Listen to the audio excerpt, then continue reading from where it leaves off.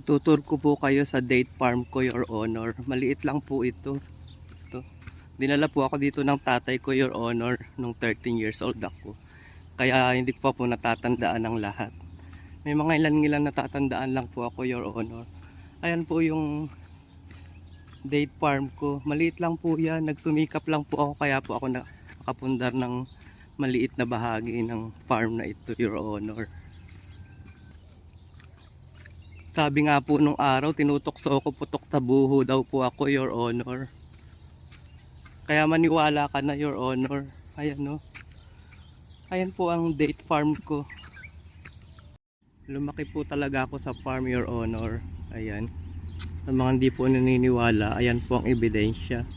Lumaki po talaga ako sa farm, Your Honor. Ayan po. Yan nga po yung binubungkal ko. Diba? Ayan. Malapit ng taniman yan.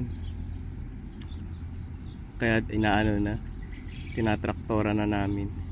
Saka hindi po totoo yung balita na helicopter daw po yung nirigalo sa akin ng tatay ko. Ang totoo po, traktora po ang nirigalo niya sa akin. Ayan po. Saka po hati po kami sa bayad niyan. Pinambili po. Nagbigay lang po siya ng 50%. Tapos sa akin po yung 50%. Yun po ang katotohanan, Your Honor.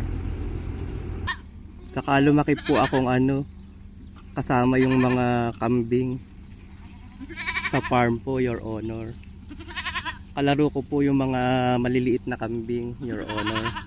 Ayan po. Kaya nga po hindi ako kumakain ng kambing kasi naaawa po ako sa kanila kasi po kalaro ko po sila nung maliit ako, Your Honor. Yung mga baby na kambing, masarap po silang kalaro. Alaga rin po kaming manok saka rabbit sa farm, Your Honor.